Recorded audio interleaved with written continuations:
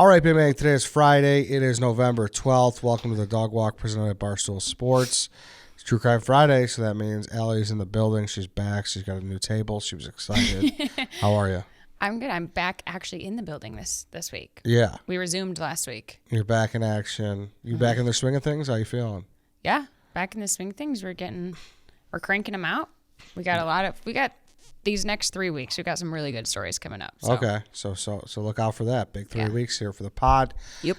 Before we get into it, Allie, though, I do want to talk about our friends at Roman. Listen, you don't want to be thinking about the next 3 weeks to try to last longer in bed. You don't want to be thinking about what Thanksgiving side you're going to bring to your family's dinner. You don't want to be thinking about hosting. You don't want to be thinking about anything besides the task at hand, and that's why Roman is here for you to help get the job done. Roman swipes. They're a clinically proven way to last longer in bed. They're effective, they're easy to use, and they're fast acting, but they don't require a prescription. Roman can ship swipes to you in discreet, unmarked packaging, and each swipe packet is small enough to hide in your wallet for whenever you need it. So they're super easy to use. You just take the swipe out of the packet, you swipe it on, let it dry, you're good to go. That's it. Does not transfer to your partner. Go to GetRoman.com/walk. You can get your first month of swipes for just $5 for when you choose a monthly plan. That's GetRoman.com/walk. Go get the swipes, people. It's Friday night. You're going to be doing your thing. You're going to regret if you don't have your swipes. So I'm sure you do it. GetRoman.com/walk. They'll hook you up. You'll be good to go. Also, it's Friday, but that doesn't mean the business brain stops, okay? If you're struggling with debt, look into Upstart, okay? This is a smarter way to pay off your stuff, people, okay? It's a fast and easy way to pay off as well with a personal loan that's all done online. Whether it's paying off credit cards, consolidating high-interest debt, or funding personal expenses, over 1 million people have used Upstart to get one fixed monthly payment with a clear payoff date. Rather than looking at a credit score alone, Upstart considers other factors like your income, current employment, and credit history to find out a smarter rate for your loan. You can check your rate without impacting your credit score as well, and it's done in minutes. So that's great, nice and quick, nice and easy. For loans between $1,000 to $50,000, you can even receive the funds as fast as one business day after accepting your loan. So nice and quick, you could be ready to go. So find out how Upstart can lower your monthly payments today when you go to upstart.com/Eddie. That's upstart.com/Eddie, EDDIE. Don't forget to use that URL because that lets you know that you came from us. Loan amounts will be determined based on your credit, income, and certain other information provided in your loan application. Upstart.com/Eddie. Start being smarter today. Go do it. Got to do it. All right, Allie, what do we have for today? Okay. Today we are covering Travis Alexander, which, are you familiar with this case? I'm not. Okay. But like that name is pretty, It's very Joe Smith. Yes, exactly. So maybe I have heard. So maybe. This case came through as a listener suggestion. It takes place in the early-ish 2000s. So Travis Alexander was from Mesa, Arizona. And in September of 2006, he was at a convention for work in Vegas, and he met Jody Arias. She was from actually Palm Desert, California. But the two of them immediately hit it off. It was one of those things where, like, I don't know if you've ever known people to be in this kind of relationship, but they're just like immediately obsessed with each other. Yeah. Like, you meet them and like 5 minutes later, it's like, oh my God, I'm going to marry this person. Yeah. So it was one of those situations. That's pretty crazy. Yeah. I mean, obviously it's a true crime episode, so we know all does not end well. Go south, yes. Probably going to go south, but yeah, right off the bat, it was like super passionate. They were both obsessed with each other. Tattoos, moved in with, that's what these people do. Yeah. Wait, does that come to play? No.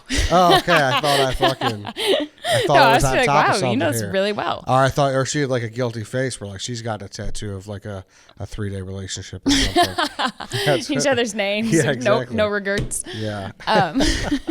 Yeah. Sorry. Okay, so being that they lived in Travis lived in Arizona, Jody lived in California. However, they left this convention like super obsessed with each other, and they were like, okay, we're gonna do the long distance thing. So that's what they chose to do. And as perfect as like the two of them thought this relationship was, Travis's friends saw a vastly different point of view, kind of right off the bat.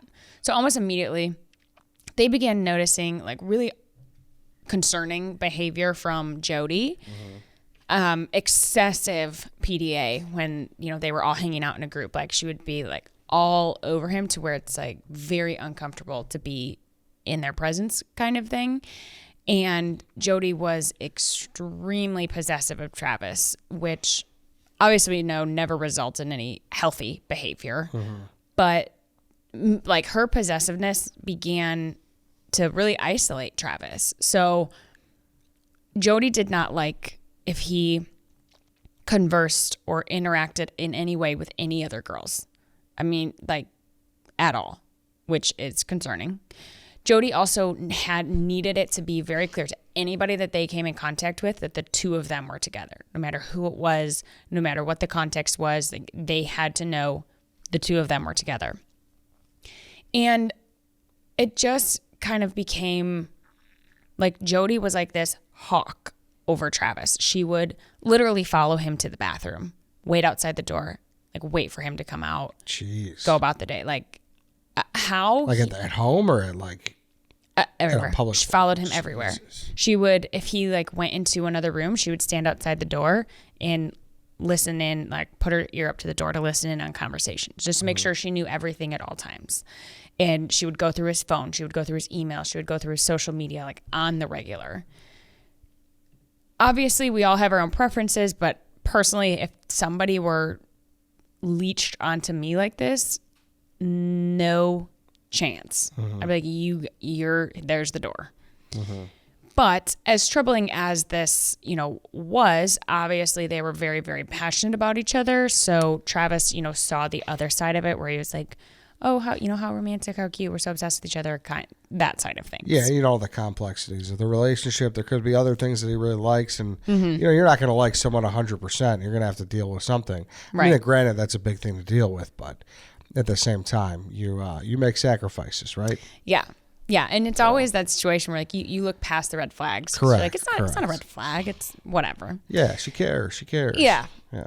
So as troubling as this relationship was, obviously neither of them viewed it that way at first. However, Travis did have somewhat of a complex with this relationship because he was a super devout Mormon and Jody was not, which made their, relationship, their love, like super forbidden, highly sinful in the Mormon religion. And this caused Travis to carry around a huge burden of guilt, which, it really started to weigh on him. Jody ultimately ended up converting to Mormonism for Travis, but even though she had converted, Travis still was not, that was not the complete solution because they had already participated in premarital sex. And in the Mormon religion, this is like no-go. A absolute no-go. And Travis really wanted to marry a virgin, which now eliminated Jody from the candidate pool. So this was starting to be like, one of those, I really like you, but you don't fit in with what I'm looking for kind of thing. Not that it stopped their relationship, but it was something that really was weighing on Travis during their relationship, which is never, it's kind of that juxtaposition. Now, Travis's friends saw this relationship growing more and more and getting more and more toxic, Jody getting more and more possessive. And they, it got to a point where they were like, Travis, we got to intervene. They sat him down, pulled him into a room. They sat him down to talk to him. And, they stated, as Travis's good friends, they stated their concern. Hey, we think that this is a pretty toxic relationship. These are not things that should be going on in a relationship. We're concerned for you. We're concerned for your mental health, your well-being. But, the kind of biggest thing that they laid down during this conversation was, we are legitimately concerned for your safety. Like when it gets to that point, if your friends are concerned for your safety, that's when you should that means something. Yeah. And, they even said to him, like, point blank, they're like, we're afraid we are going to find you trapped up in a freezer. Yeah, that's not like, hey, we miss our time together. You're being too one-sided with your, you don't hang out no more. That's like, hey. It's like, hey, something's up here. Yeah, and we all see it besides you. Mm-hmm. And, as much as, like, again, it's really easy to be a third party looking in when you don't have feelings involved and yada, yada, yada. So Travis receiving this kind of brushed it off because he was the one with feelings involved. So he was kind of had those rose colored glasses on and he couldn't see these things. So he was just like, oh, you guys are, being overly protective. You guys being crazy. Like he just brushed it off and tried to like convince them that their relationship was this, rainbows and unicorns. Now, during this conversation, all of a sudden, one of Travis's friends like stopped and got this really weird feeling. And he was like, holy crap, Jody's outside the door listening. He just like got this feeling. He was like, I know her. She does this. And he, something came over him. He was like, oh my God, she's outside the door. And Travis was like, no way, whatever. Opened the door. She was right there. There she is, like peering in to listen to their conversation. She was listening this whole time. This, Travis saw the way this like hit his friend, like that look of like, oh crap, she's outside the door, kind of like it truly like scared him. Mm-hmm. And then he truly did not believe it until they literally opened the door and saw her standing there. And this kind of triggered Travis to open his eyes to the fact of like, hey, my friends might actually not be super wrong here. So this, he was starting to see the toxicity of it. Yes, and that kind of got the ball rolling to be like, oh yeah, that's kind of weird. I don't love that. Now, after this, and this was like a short stint. They were together like 5 months. After this, 5-month stint together, this all, 0 to 100 relationship, Travis decided, all right, I am going to break up with Jody. So he did. How long did you say, excuse me? 5 months. 5 months. Yeah. It wasn't. So again, they were doing the long distance things, right? Jody was living in California. Travis was living in Arizona. The second he broke up with her, she all of a sudden, out of the blue, decided that she was going to move to Mesa, Arizona, where Travis lived. Like, not the entire time they're dating, but after he breaks up with her. Yeah, she just preferred Mesa over Scottsdale, Tucson, Glendale. Yeah, it's easier to stalk somebody that way. So Jody began showing up to Travis's house just like completely unannounced. All hours of the day, all hours of the night. She had the garage code, so she could just literally like let herself in. Mm-hmm. And if she couldn't get in through the garage, she slid herself through the doggy door, as one does to enter somebody else's home unannounced, and would just show up. And some of the times Travis was like, yo, this is not cool, not about it. And other times he would just like be cool with it, and they would like hook up and then send her on her way. Yeah. It's one of those things where like he broke up with her, but he wasn't like completely detached. Yeah. It was like, hey, if you're around, like there's, I'm sure maybe there was some loneliness in play afterwards, and like so it wasn't like cut cold turkey by any means. So Travis though had kind of ultimately decided like, all right, we've got this, like, we're not dating, but we're both still like, attracted to each other kind of thing. And he was okay with it at first, but then it got to a point where he was like, all right, I need to move on with my life. I want to look for, a good Mormon girl to marry. And he was I got to move on. Now he started seeing somebody else. As you can imagine, Jody was less than pleased with this. Now the back and forth had gone on for several months. So in Jody's mind, either they were still together or this, he wasn't. She was still his, and she was not going to let anybody else have him. Mm-hmm. Fast forward to May 2008. Travis and Jody get into this like huge blowout fight over the phone. or text message or what. They weren't in person. Now, that next month, June of 2008, so just a couple weeks later, Travis was supposed to go on a trip to Cancun for a company conference again. But this time, his new girlfriend was going to accompany him, and so were his friends. They were all going to go and make a trip out of it. And so Travis's friends actually ended up getting there a couple days before he did. And, obviously they didn't really think much of it. Like, hey, we'll meet you down there. Whatever. Not a big deal. Travis never showed up. He missed the conference, and his friends could not get a hold of him. So that's when they were like, okay, we're concerned. Yeah. We can't get a hold of him. And he's missing this conference. Like, that's a pretty big deal. Now, June 9th, 2008 was 5 days since anybody could get a hold of Travis. So that's like, as far as somebody going missing or not being able to get a hold of him, that's a really long period of time. Yeah, it is. Now, Travis's new girlfriend and his friends, like I said, everyone was worried about him. So like, okay, we're going to go over to his place and check on him. So they did. They showed up. They, came into the house because they had the garage code. Apparently Travis just gave his garage code to everybody, which they were able to get into the house. They went to his room and they opened the door and they immediately saw blood on the floor. And they were like, okay. They then continued to go down the hall and try to look for him. And they entered the bathroom. They looked in the shower and there was Travis's body slumped over, blood everywhere. Now, this is like a gruesome scene. And there were clear signs of a struggle.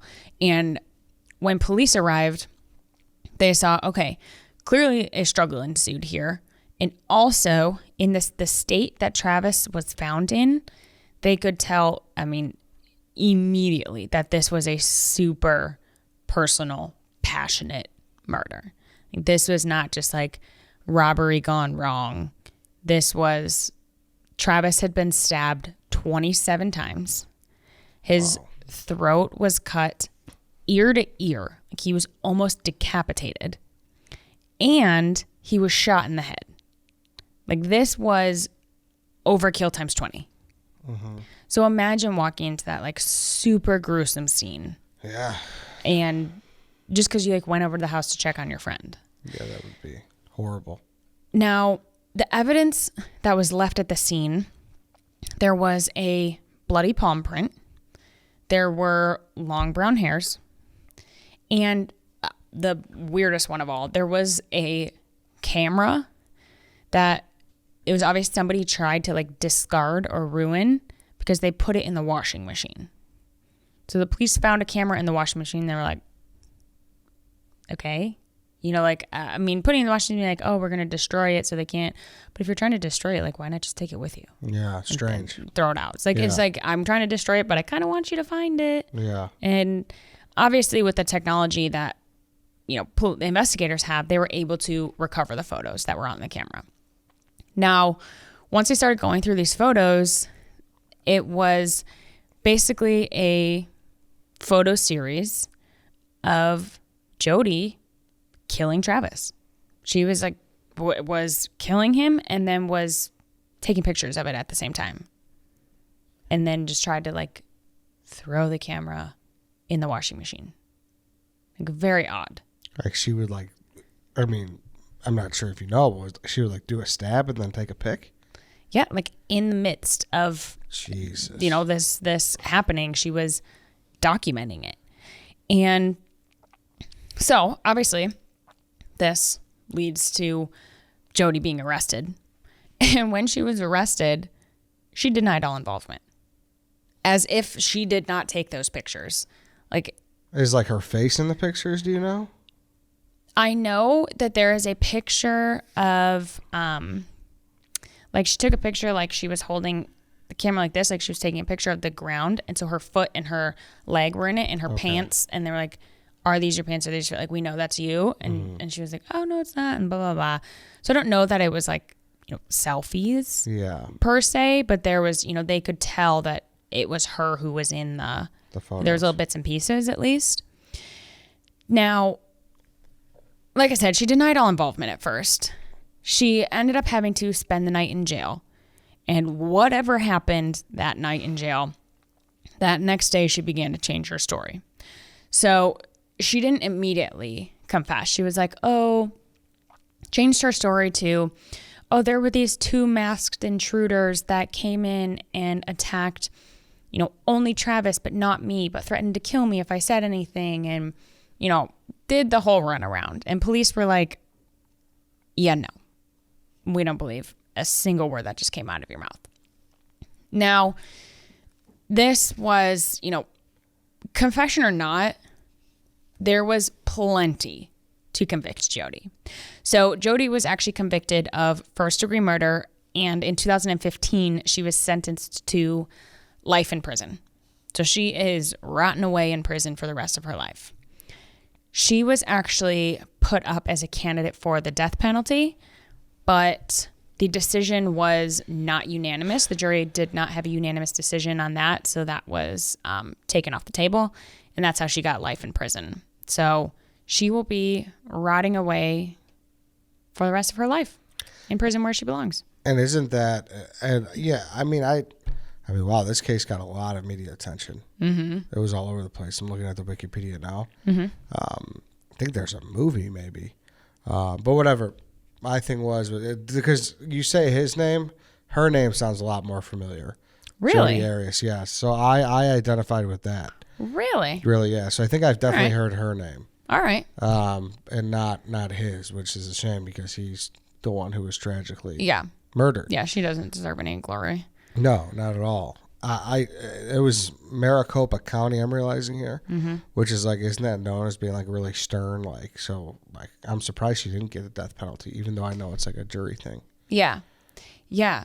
When I think of Maricopa County, I literally think of, I don't know if you remember during the election, that was like one of the ones that was like super undecided. Yeah, and it's like every 2 seconds, like Maricopa County, Maricopa County. That's what rings in my head every time I hear that. Mm-hmm. But yes, it's like notoriously like a no nonsense kind of place. That's the way I always thought of it. Like Arizona in general, like I know they got like kind of like a no tolerance policy thing like going on. Around like you're an eye for an eye kind of thing. So surprised she actually didn't get the death penalty, but I suppose sitting in prison the rest of your life that's brutal. And you also you don't really hear a lot of the opposite cases.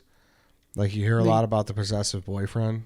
Oh, you know? Yeah. You get those a lot, and the tragic murders of women, but you don't really get the opposite. Yeah. As much, it feels. Yeah, which is kind of interesting. Yeah. Like I feel like, I don't know. I guess I don't know. You could go back and forth on that. Like I'm surprised it's not more common, as bad as that is to say. Yeah, I mean, but that it's not equal usually.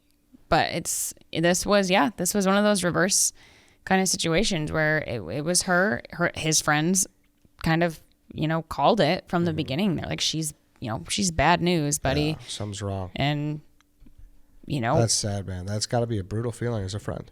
I know.